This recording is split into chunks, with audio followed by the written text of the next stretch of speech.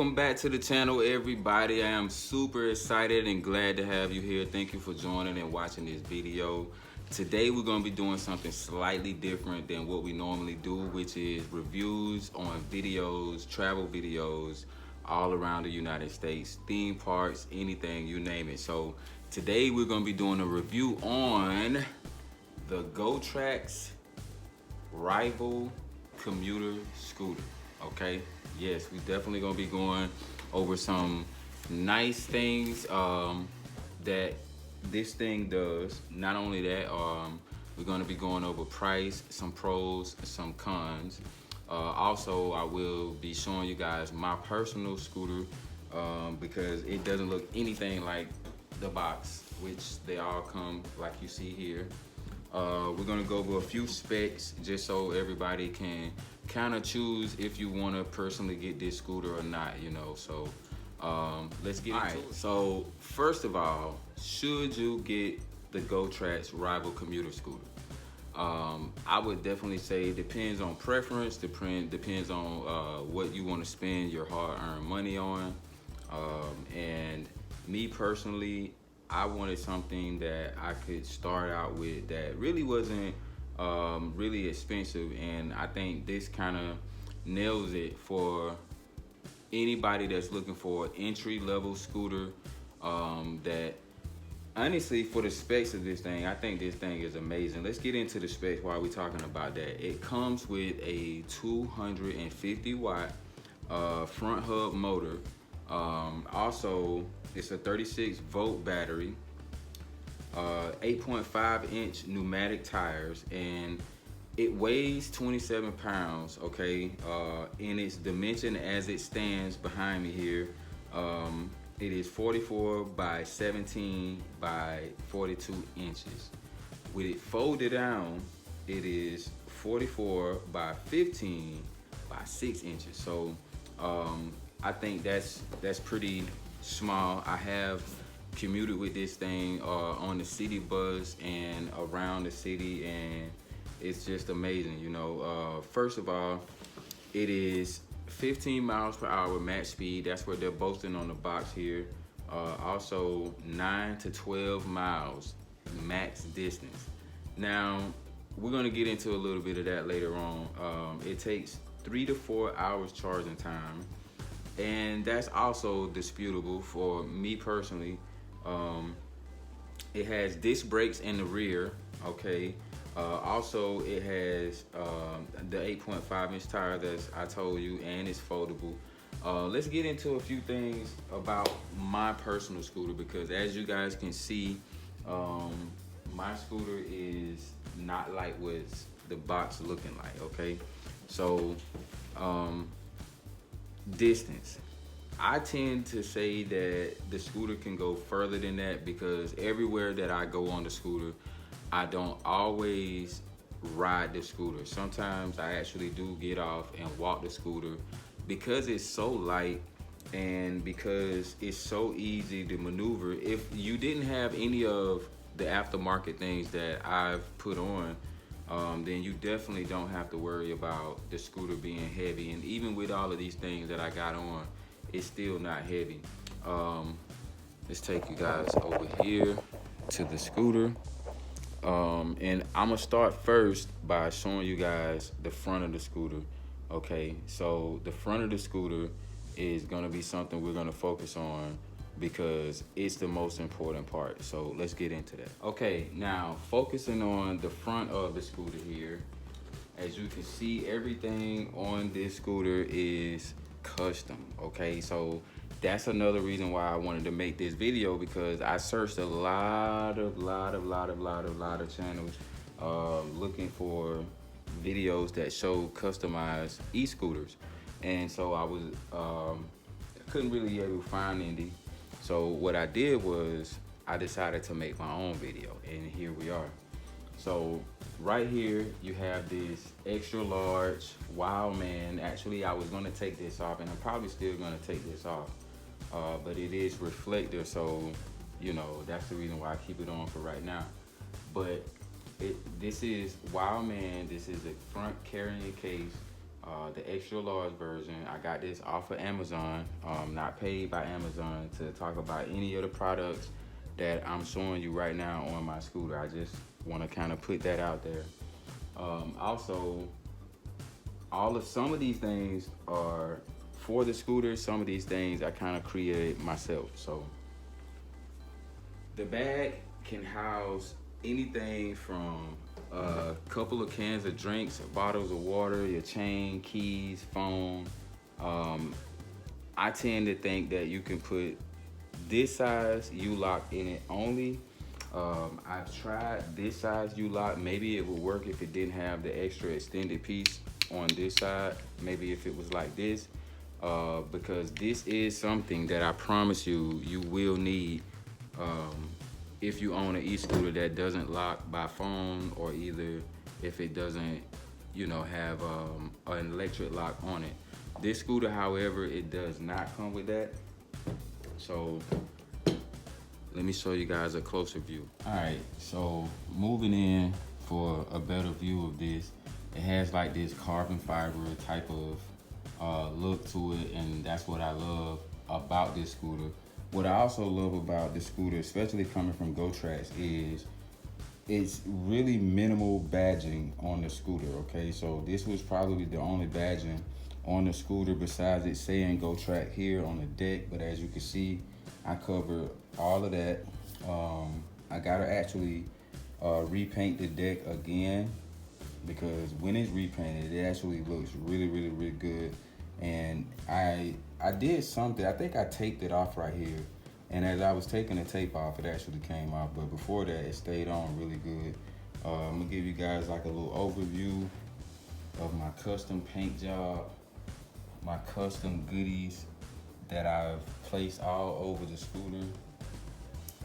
There is under the deck lighting as well. I cleaned it up just for you guys. And all of these things, I will say, are detrimental when it comes to riding the e-scooter. And the reason why I say that, because you're definitely gonna need a phone holder, okay? So you can use Google Maps or anything like that. As you can see here, I also customized the end of the hand grips. I also have a secondary light, even though the scooter comes with a light, but because I have the bag so high up, I don't really use this light anyway. And plus, when I use this light, there's no need for this light because on the scooter, because it shines brighter than any of them anyway. So this is just the first mode. Hate to blind you guys. And that's just the two outside lights. And that's all three of them together. And that's the flashing mode. And so this thing is pretty. So I had to take that pin out and turn the cup holder to the side. So once you take the pin out, you pull this lever here and it instantly folds down. Don't forget to let the kickstand up in the process of doing this.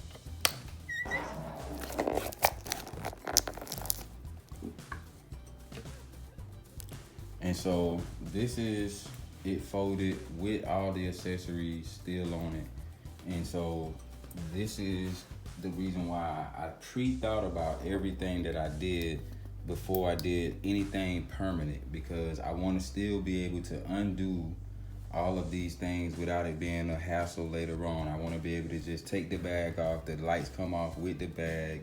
I can just unstrap this unstraps itself, this unstraps. The only thing really permanent that I did to it is the stickers, and that's not even really permanent because I could take it off. But the lighting up under it is definitely permanent. I glued that as well. It was sticky, but I still just decided to super glue it anyway. But all of those things is under the bottom of the scooter, and you won't even see it anyway. So this is all folded up. I can still get on the bus with it like this. The only thing is I'm missing that hook, and the hook is what allows you to be able to grab it right here or wherever and pick it up and walk with it. So when you press the button one time, the scooter comes on. I have full battery, shows you the battery bar, shows you how fast you're going when you actually are going. And when it comes on, it's in like what I would call a beginner's mode, where if you're new to the scooter life, then maybe you probably want to take it easy in the first one. But if you hold the same power button down for a few seconds, a tool will display right here on the LCD screen. And also that is more in what I like to call it in more advanced mode, because the scooter definitely goes a lot faster, up to 15 miles per hour max speed. So I've actually gotten up to 15.5, what it says here, but I checked my Google Maps and it was more like 13.5, 14, so that's kind of debatable. But anyways, definitely got the horn. It didn't come, the last version before this didn't come with that. It also has the electronic braking in the front and the back. So when you start to brake on this thing, even at 15 miles per hour, you need something to stop you. And this thing right here is definitely not gonna do it by itself. Matter of fact, I don't even feel the pads kick in on this thing until the magnetic brake is slowed the scooter down enough. And then these brakes usually kick in. That's my interpretation. A lot of people say they can't tell, they don't like that. Me personally, I do. Another feature on this scooter is the cruise control. If you hold the throttle down at a certain position, any gear, first or second, you can change gears in between riding or while you're riding. And honestly, I just don't really see why people don't like the cruise control feature. I like the cruise control feature because it allows you to go on longevity trips. If you got a long journey that you're going on, then riding it in cruise control at a relatively slower type speed is, a little bit better, because you can go further like that. And if you want to max out those 12 miles, you could definitely get it in with that. And the reason why I say I've gotten more is because I've walked with the scooter sometimes too as well. So it says it's rated for 13 plus, but I definitely, the weight limit is 220 pounds. I weigh 150, so it zooms me right on where I need to go. Another feature I want to show you guys with the wireless signal lights, when you press whatever direction you're going, the light also flashes on the remote to let you know which light, and I'll even turn that on. As you can see, the scooter cuts off after a certain period of time of inactivity, so it will cut off to kind of preserve the battery. But so as you see the light blinking here, the signal light is also blinking as well.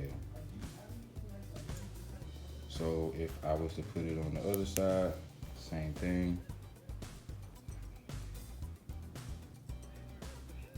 And if you turn on the red light, so it's letting you know the red light is solid and the signal light is still on. After a few seconds, if you forget to turn it off, it will turn off itself. If you press it again, the bottom button, then it'll blink and it'll let you know that the red light is blinking. Honestly, this light is for the rear of a bike or a backpack or anything like that, where you would need to signal which direction you're going. But I honestly only use it at nighttime, just for the signal lights only. And I also use it for the caution light so people can see me. The red light I don't tend to use too much, and if I do, it's more of a solid state like this, and it's just because the scooter is red and it just goes with the theme of the underlight when I do it red. So to let this thing up, you just simply lift it up, it locks in place, and that's pretty much it. This is my pride and joy, because I took my time and I like the outcome of it. And everywhere I go, I get a lot of compliments on how cool it looks and stuff like that. And so that's the reason why I ride it, you know what I mean? Because it's fun, it's convenient, and I definitely don't have to worry about no gas like the rest of y'all. So, you know. Hey man, subscribe to the channel. Thank you for watching the video.